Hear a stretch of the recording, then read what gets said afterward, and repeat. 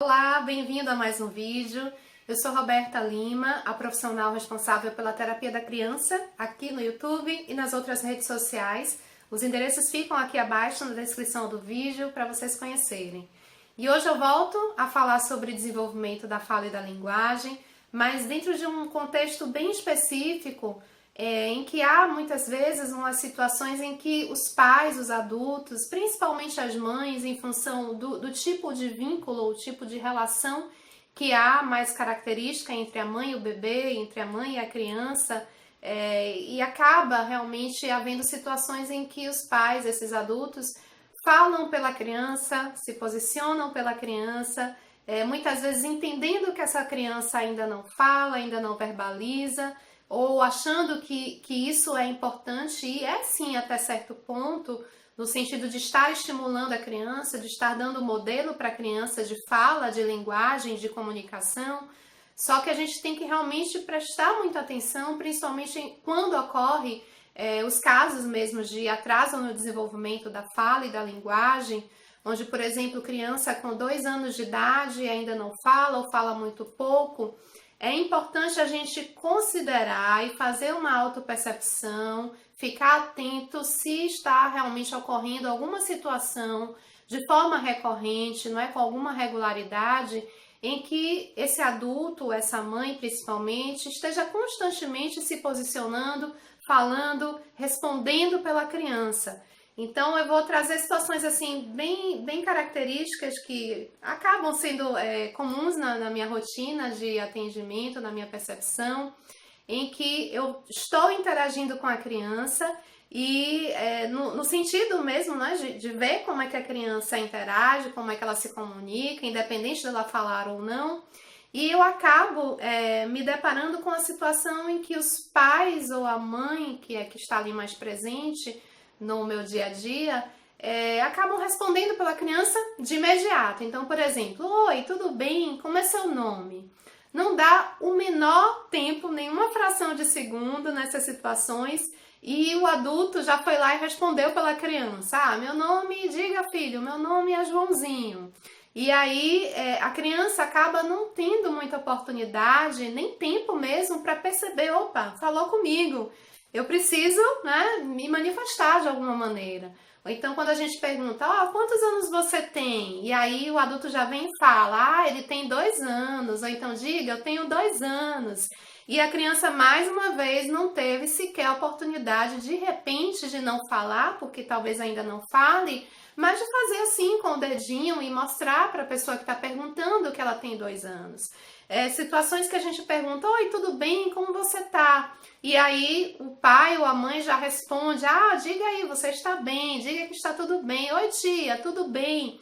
Dando realmente esse modelo de fala para a criança, mas não dando tempo, né? Pelo menos um intervalozinho assim de silêncio, de possibilidade para a criança perceber que existe, não é? Essa troca de turno que a gente fala, uma hora eu falo, aí depois você responde e vice-versa, e assim que acontece a comunicação, a criança fica muitas vezes numa condição de espectadora, ouvindo, tendo essa referência, esse modelo. É importante realmente que a gente espelhe para a criança, dê esse exemplo como uma forma de estímulo mesmo para o desenvolvimento.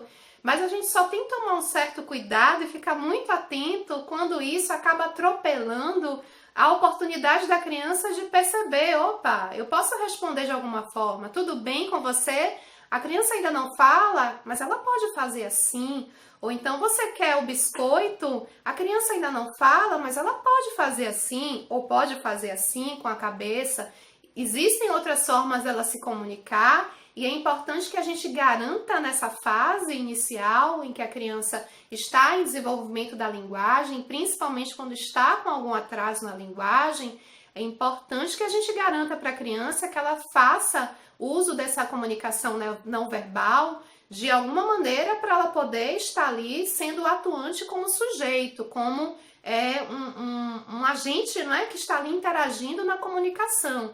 E não um mero espectador, não é? Onde ela ouve, ela até percebe que tem alguém falando com ela, mas ela não tem chance porque sempre tem alguém ali do lado que está, né, falando, se posicionando de forma muito imediata por essa criança, né? E muitas vezes não só se posicionando de forma imediata, isso é muito comum na relação mãe-filho, por conta, né, desse vínculo ser tão forte, por conta desse processo inicial entre mãe e bebê ser muito, muito intenso, a mãe acaba realmente, não só a mãe, mas isso também é muito comum com as babás, que acabam também tendo, pela intensidade nessa interação com os cuidados com o bebê e com a criança pequenininha, acabam meio que ganhando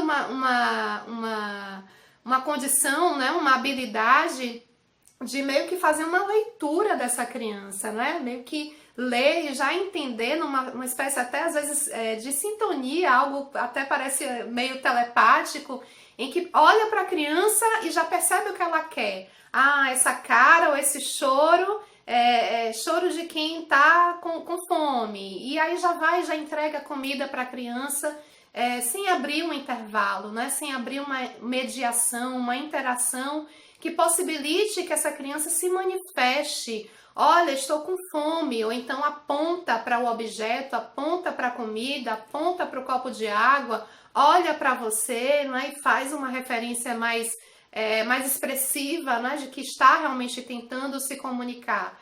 Então, só fiquem atentos a esse detalhe que muitas vezes passa desapercebido numa tentativa genuína mesmo, né, dos pais quererem oferecer estímulo, de quererem dar esse modelo e de atenderem a criança, de estarem ali, porque realmente não é fácil uma criança que ainda não fala, ou que está com dificuldade mesmo nesse processo de desenvolvimento da linguagem, essa dificuldade de se fazer entender, essa dificuldade de comunicação, gera muitas vezes frustração, gera muitas vezes processos intensos de birra, porque a criança percebe que o outro não está ali, não é conseguindo entender o que ela está falando, o que ela está querendo, o que ela está precisando.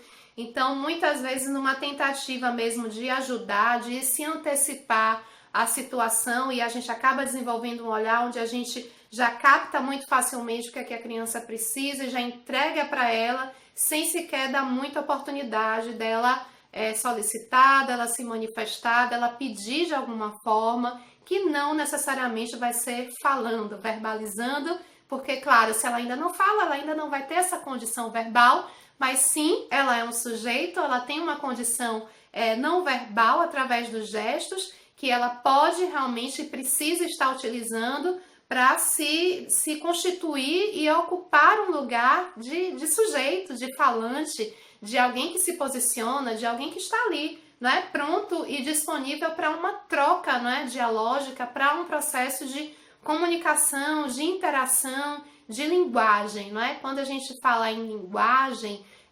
percebam e sempre tentem associar a essa questão da comunicação, da linguagem, como um processo mesmo de também muito significativo e simbólico de atitude, não é? Quando a gente tem a linguagem, não necessariamente verbal, mas quando a gente usa a linguagem, a gente está se posicionando, a gente está se comunicando, a gente está se expressando, e quando a gente faz isso, a gente está ocupando um lugar, não é, de sujeito. Isso é muito importante para o desenvolvimento da criança, não só no aspecto da linguagem, mas no desenvolvimento integral, na parte, né, global da criança enquanto sujeito, no seu processo de autonomia, no seu processo de construção e de autopercepção, né, da sua individualidade, do seu posicionamento, do seu lugar, né?